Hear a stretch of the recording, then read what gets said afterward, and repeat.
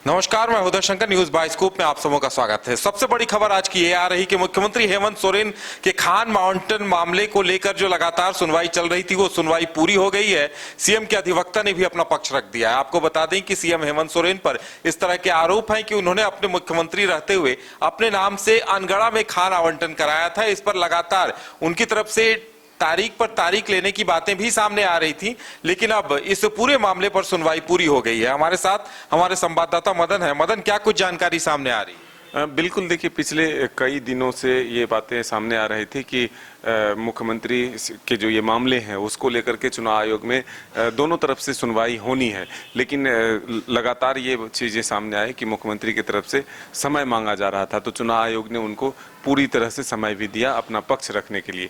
लेकिन आज जो अधिवक्ता हैं उनसे जो हमारी बातचीत हुई है तो उनके द्वारा ये कहा गया कि आज सुनवाई जो है दोनों तरफ से पूरी हो गई है, लेकिन लिखित जो है वो 18 तारीख से पहले लिखित जवाब जो है वो दाखिल करना है दोनों पक्षों को।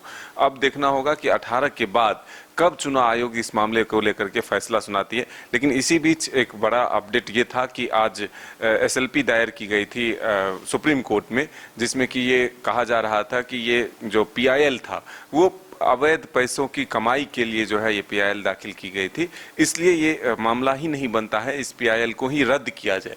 लेकिन फिलहाल अब दोनों तरफ से ये डॉक्यूमेंट जो है कोर्ट के द्वारा मांगा गया है, वक्त दिया गया है आखिर पूरे मामले की सुनवाई के लिए।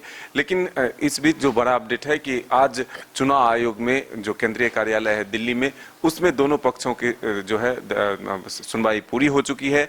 अब लिखित जवाब जो है दाखिल करने, लेकिन सबसे महत्वपूर्ण बात यह भी है कि लंबे समय से झारखंड में इस चीज को लेकर के सियासत भी हो रहे थे कि मुख्यमंत्री पर कई आरोप लग रहे थे कि उन्होंने पद का दुरुपयोग किया है, उनको जो है स्वयं पद से इस्तीफा भी दे देना चाहिए। लेकिन जिस तरह से जेएमएम उनके बचाव में आए, कांग्रेस के नेता जो है उनके बचाव में लगातार आए थे कि कहीं से भी ये जो है पद का लाभ नहीं बनता है, और ऐसे में जो बीजेपी के आरोप हैं वो निराधार हैं। ऐसे में तमाम जो बातें हैं वो चलता रहा, लेकिन इसी बीच जो सुनवाई है वो भी तारीख जो है वो मुख्यमंत्री को मिलता रहा इस मामले में अपना पक्ष रखने के लिए। लेकिन आज जो सुनवाई है वो पूरी हुई है, तो इस बीच झारखंड की सियासत भी जो है कह सकते हैं कि गर्म है, क्योंकि इस मामले पर तमाम राजनीतिक दलों का ध्यान है कि आखिर चुनाव आयोग क्या फैसला लेती है।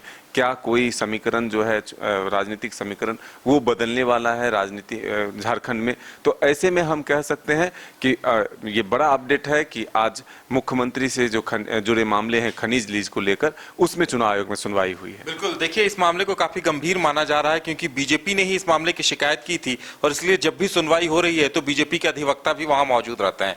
बीजेपी की तरफ से लगातार ये कहा जा रहा है कि उन्हें अपने पद से इस्तीफा दे देना चाहिए, या चुनाव आयोग अगर उन्हें दोषी पाता है तो उनकी सदस्यता, विधानसभा की सदस्यता खत्म कर सकता है। वहीं दूसरी तरफ हाईकोर्ट में भी इस मामले को लेकर सुनवाई चल रही है, सेल कंपनियों का मामला भी चल रहा है। तो मदन, लगता है कि आने वाले दिनों में ये दोनों मामले काफी महत्वपूर्ण होंगे।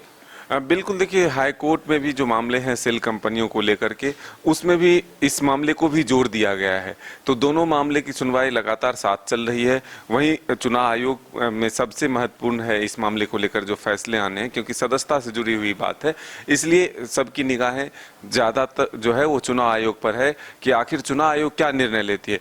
क्या सिर्फ इससे एक मामूली घटना मानती है, उनकी सदस्यता जो है वो बरकरार रहती है, या नहीं तो फिर क्या उनकी सदस्यता जो है इसमें खारिज की जाती है। तो ये आने वाला वक्त बताएगा। लेकिन फिलहाल जो है सूबे की सियासत गर्म है इस मामले को लेकर के। बीजेपी जहां सरकार पर हमलावर है, इस मामले को तुल दे रही है कि आखिर खुद जो है मंत्री रहते हुए, मुख्यमंत्री रहते हुए अपने पद का दुरुपयोग किया और अपने नाम से जो है खनिज आवंटित कराया।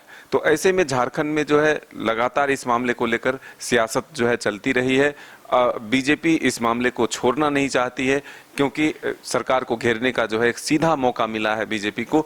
तो अब आपने देखा कि सदन के भीतर भी लगातार अवैध खनन को लेकर जो विधानसभा का मानसून सत्र चला था, उसमें भी बीजेपी की तरफ से सदन के बाहर भी, सदन के भीतर भी बालू हो, पत्थर हो, कोयला हो, इन तमाम चीजों को लेकर के आवाज उठते रहे थे। सीधे तौर पर मुख्यमंत्री से इस्तीफे की मांग की जा रही थी।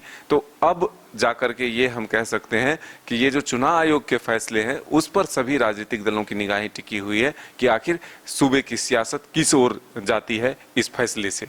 बिल्कुल, तो बहस और सुनवाई पूरी होने के बाद चुनाव आयोग की तरफ से लिखित तौर पर जवाब मांगा गया है और बातें जो सामने आ रही है कि 18 तारीख के बाद चुनाव आयोग कभी भी अपना फैसला सुना सकता है। तो देखने वाली बात यह होगी कि फैसला क्या होता है और इसका झारखंड की सियासत पर क्या कुछ असर दिखता है। फिलहाल हमारे साथ इतना ही, हमें दीजिए इजाजत और आप देखते रहिए न्यूज बाइस्कोप। नमस्कार।